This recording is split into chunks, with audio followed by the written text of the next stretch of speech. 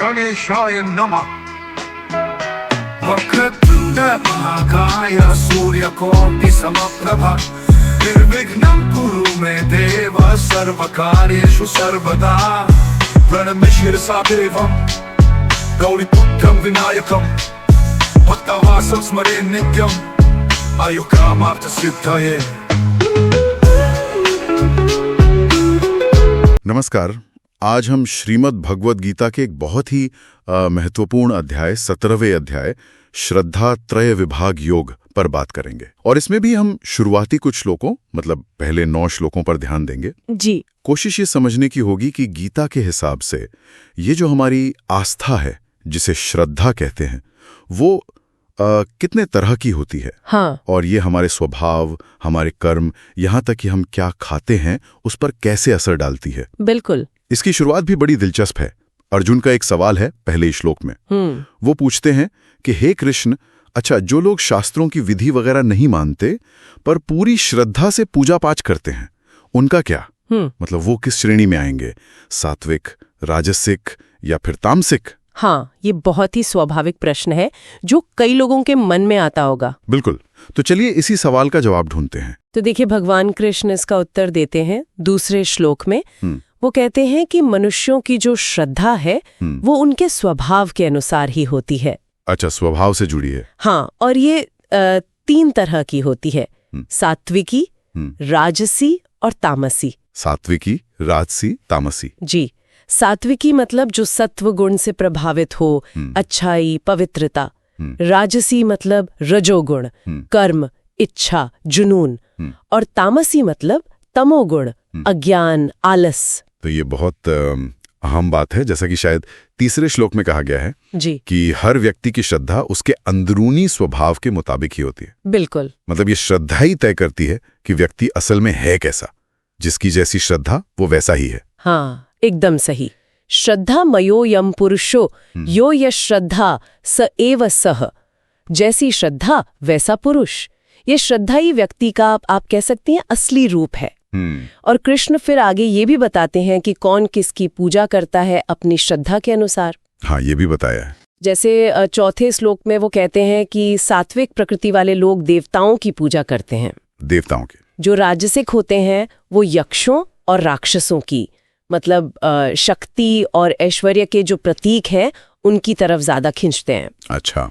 और जो तामसिक प्रकृति के होते हैं वो प्रेतों और भूत गणों की पूजा में लगते हैं। तो जैसा स्वभाव वैसी ही पूजा या शक्ति की तरफ झुकाव। जी बिल्कुल वैसा है। लेकिन मुझे लगता है 5वें और 6ठे श्लोक में एक तरह की चेतावनी भी है। हाँ, है। उन लोगों के लिए जो शास्त्रों की विधि को तो नहीं मानते। हाँ। और बस अपने अहंकार में या किसी इच्छा के चलते या कहले जिद में आकर बहुत कठोर तपस्या करते हैं। हाँ, कृष्ण इस बारे में सावधान करते हैं।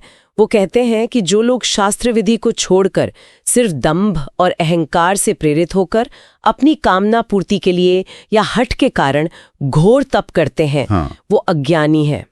वो न केवल अपने शरीर के भूत समुदाय को मतलब पंच तत्वों को कष्ट देते हैं बल्कि शरीर के अंदर स्थित मुझ परमात्मा को भी कष्ट देते हैं। कृष्ण ऐसा कहते हैं। ओहो। और ऐसे लोगों को आसुर निश्चयान यानी आसुरी स्वभाव वाला समझना चाहिए। उनकी दिशा सही नहीं है। ये तो काफी गंभीर बात है। अच्छा, ये जो बंटवारा है सात्विक, राजसिक, तामसिक, ये सिर्फ श्रद्धा और पूजा तक ही नहीं है। नहीं। 7वें श्लोक में भगवान कहते हैं कि ये तो हमारे भोजन पर भी लागू होता है। सही कहा आपने। कृष्ण कहते हैं कि सबको अपने स्वभाव के अनुसार ही भोजन प्रिय होता है। अच्छा। और यही 3 भेद यज्ञ, तप और दान में भी होते हैं, जिसकी बात आगे के श्लोकों में आती है। पर अभी भोजन की बात करें। हाँ, भोजन की बात करते हैं। तो सात्विक भोजन कैसा होता है? 8वें श्लोक में शायद इसका वर्णन है। जी, श्लोक 8 में बताया है। सात्विक भोजन वो है जो आयु, सत्व यानी बुद्धि और मन की शुद्धि, बल, आरोग्य, सुख और प्रीति को बढ़ाने वाला हो। ये रसयुक्त होता है, स्निग्ध यानी जिसमें थोड़ी चिकनाई हो, स्थिर यानी जो शरीर में टिककर पोषण दे, और हृदय यानी मन को प्रिय लगे। मतलब जो शरीर और मन दोनों के लिए अच्छा हो। हाँ, जो पौष्टिक हो और मन को शांति दे। और इसके बिल्कुल उलट राजसिक भोजन, जिसका जिक्र 9वें श्लोक में है। हाँ, राजसिक भोजन के बारे में बताया गया है कि वो अत्यधिक कड़वा, बहुत खट्टा, जरूरत से ज्यादा नमकीन, बहुत गरम, तीखा, रूखा और दाहकारक यानी जलन पैदा करने वाला होता है। अरे बाप रे। और ऐसा भोजन दुख, शोक और रोग उत्पन्न करने वाला बताया गया है।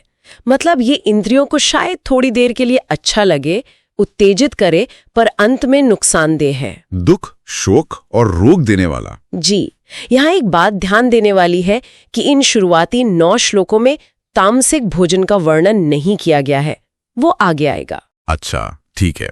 तो अगर हम इन पहले 9 श्लोकों का सार देखें तो मुख्य बात यही निकलती है कि गीता के अनुसार हमारा जो अंदर का स्वभाव है, हमारे गुण हैं, वही हमारी श्रद्धा, हमारी पूजा पद्धति, यहाँ तक कि हमारे खाने पीने जैसी पसंद को भी तय करते हैं। बिल्कुल। और इन सबको मुख्य रूप से 3 श्रेणियों में बांटा गया है, सात्विक, राजसिक और तामसिक। एकदम सही।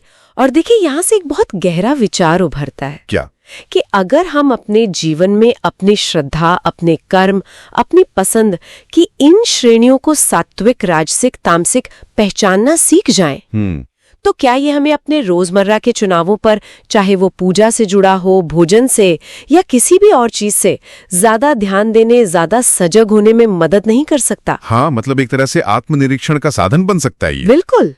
क्या ये हमें सिर्फ पूजा या भोजन से आगे बढ़कर अपने जीवन की प्रवृत्तियों पर सोचने के लिए प्रेरित कर सकता है? ये एक विचारणीय बिंदु है।